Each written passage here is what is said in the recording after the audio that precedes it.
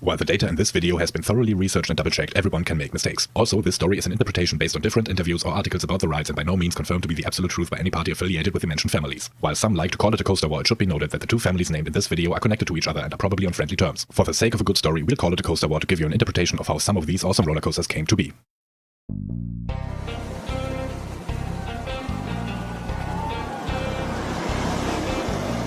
You may already have heard of the Coaster Wars, a period in time where roller coaster design and manufacturing companies and theme parks were battling each other and who could build the tallest, fastest, most inverting roller coaster. Some say it began in 1989 with Magnum XL 200 at Cedar Point. Others point to Arrow's earlier multi-looping coasters, which were built since the end of the 1970s and culminated in rides like the Great American Scream Machine at Six Flags Great Adventure or Viper at Six Flags Magic Mountain in 1990. Throughout the 90s, other manufacturers would start to chime in, like B&M and Intermin. Whatever coasters you may or may not count as being contributors to the escalating skirmishes, these coaster wars probably ended with King Dakar at Six Flags Great Adventure in 2005. Check out, for example, Coaster Stream's video series about that topic. But we're here to talk about another more obscure coaster war that took place on German fairgrounds from 1978 to 1989 and one more ride in 1995. You may even have ridden a ride that was a result of the rivalry between two families of showmen. For example, Mindbender at Edmonton Mall, Busch Gardens Scorpion or Dorney Park's Laser and the legendary Olympia Looping. They were all designed by the same guy, roller coaster designer legend Werner Stengel, and save for two exceptions, all built by the same pioneering manufacturer, Schwarzkopf, with some help by different companies on the later rides because of looming bankruptcy. Some of these coasters are still around, while at least two of the original legendary portable Schwarzkopf looping coasters are now gone, possibly forever. Let's see what may have led to the creation of these awe-inspiring rides, who was behind them and what happened to them. This is a story about the German Schausteller-Achterbahn-Krieg.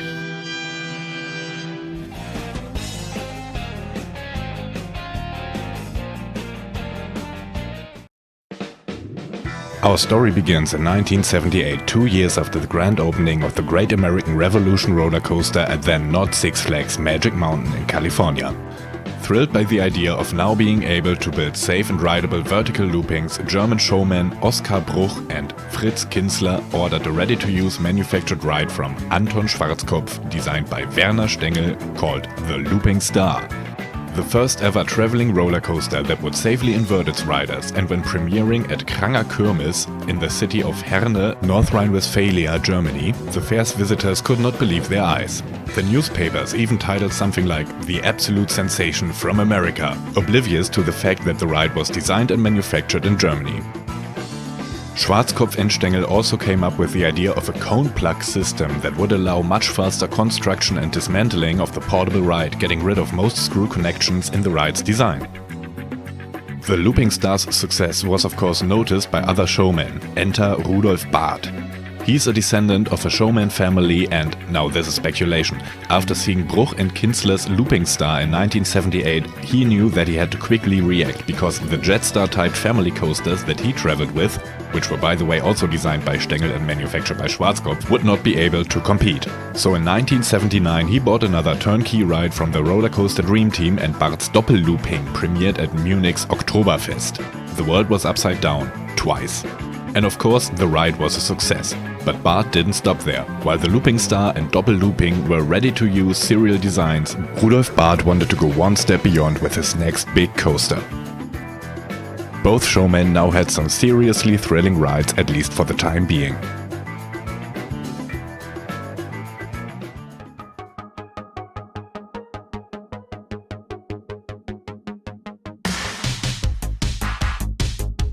To appeal to the family market, Oskar Bruch in the meantime decided to buy a custom-designed family coaster without inversions. So this ride for now is just a side note, still a contribution to the coaster wars between the two families and a great ride in itself, but not as important for coaster enthusiasts as the other rides.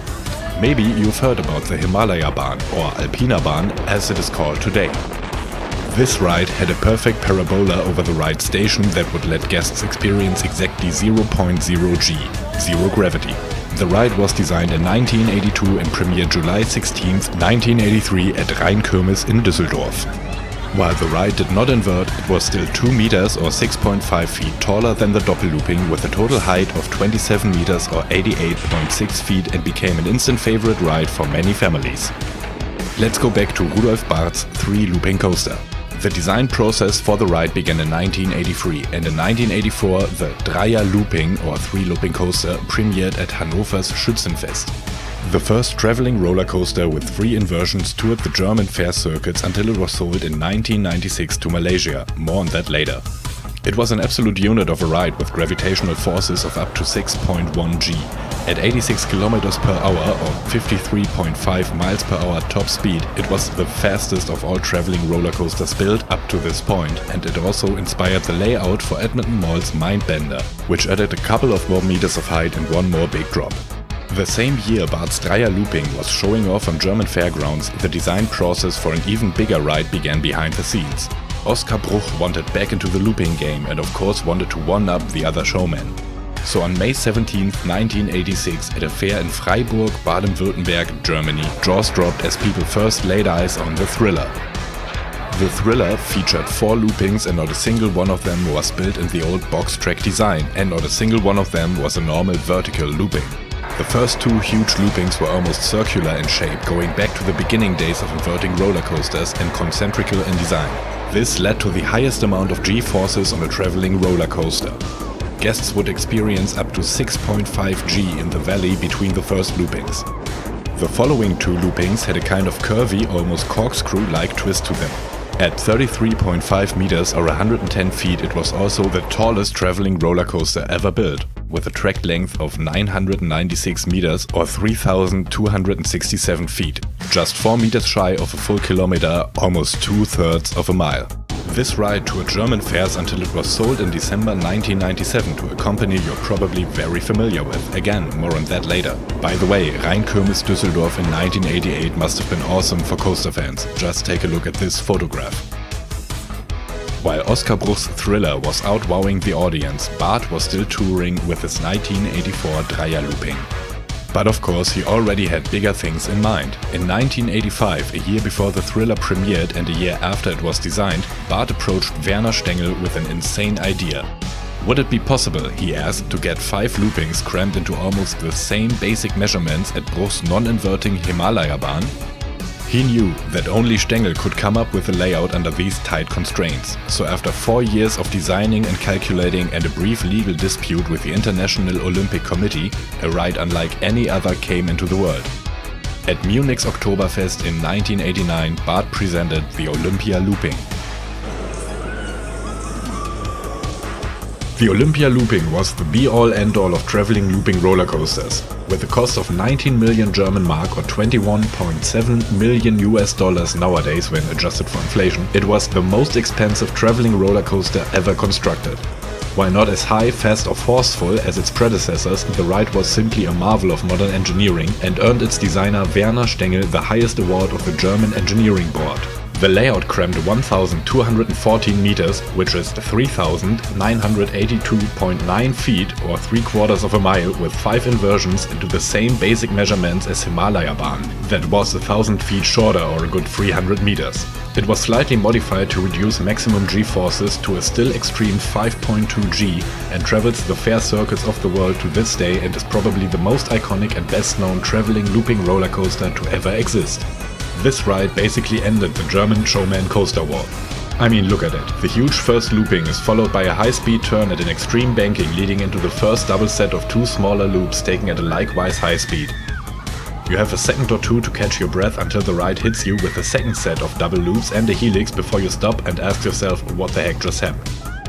Rudolf Barth's investment paid off and the German Showmen Coaster Wars were done. Until Oskar Bruch decided he was not done. So he concocted something totally different, something that was unheard of. After the opening of Batman the Ride at Six Flags Great America in 1992, inverted coasters were the talk of the day. Naturally, for a traveling showman, Oskar Bruch wanted to take one of those on the road with him. And he did. While Schwarzkopf went bankrupt for the first time in 1983, they powered through the 80s with the help of nearby companies BHS, Zierer and Maurer Söhne to finish the Thriller and Olympia Looping before finally going out of business. Designer Werner Stengel continued to design roller coasters. Their companies Intermin and Giovanola constructed the ride, and in 1995 the Eurostar traveling inverted roller coaster premiered at Düsseldorf Rheinkirmes. With 4 inversions, it did not best the Olympia looping inversion buys, but just the fact that a traveling inverted coaster would ever exist was a sensation in itself.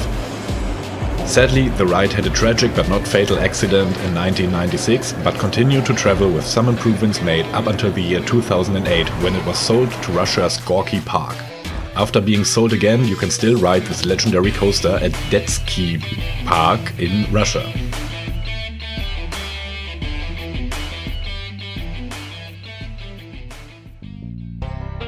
Beginning in 1978, the German Showmen Coaster War brought us 6 classic portable coasters. Each one of them a landmark in ride engineering at the time, and from the smallest to the biggest ones, they would not look out of place as stationary rides in larger amusement parks. And a lot of smaller parks bought themselves a stationary copy of the Looping Star or Double Looping. I think there is no clear winner of the Coaster War, as both showmen tried to push the limits of what would be possible for fairground coasters. Sadly, I never got to ride the Dreier-Looping or Thriller, as they were sold to faraway places before I ever had the chance. What faraway places? Let's take a look at what happened to all of the rides. The first ever built Looping Star was sold to the Texas State Fair in 1980 and nowadays can still be found at Oklahoma's Frontier City under the name of Silver Bullet. It's said that you can recognize this former traveling specimen of the ride because of its cone plug connections at the looping, while the permanently installed ones have screw connections. The original Doppel-Looping was sold to Traveling Amusement Corporation Conklin shows in 1983 and was indefinitely closed in 2008. While maybe not the original ride, the Doppel-Looping has had its resurrection on fair circuits in 2009 under the name of Teststrecke, Test Track. This coaster went from Brazil in the early 1980s to Dorney Park in Allentown, Pennsylvania in 1986, where it stood as Laser, until being sold in 2008 to Germany to be modernized and now traveling fairgrounds around the world. The Alpina Bahn is still with the Bruch family and is traveling to this day. Rudolf Barth's Dreier-Looping was sold to Malaysia in 1997, operated at a park called Sunway Lagoon until 1999, when it was moved to Flamingo Land in the UK. Known as Magnum Force, it amazed riders from the years 2000 to 2005, when it was sold again and moved in 2007 to La Feria Chapultepec Mágico in Mexico. First known as Montana Infinitum, it was renamed Montana Triple Loop around 2014 and again renamed to Chimera around 2016. On September 29, 2019, the ride was closed due to a fatal accident, when similar to the Mindbender accident, a car derailed.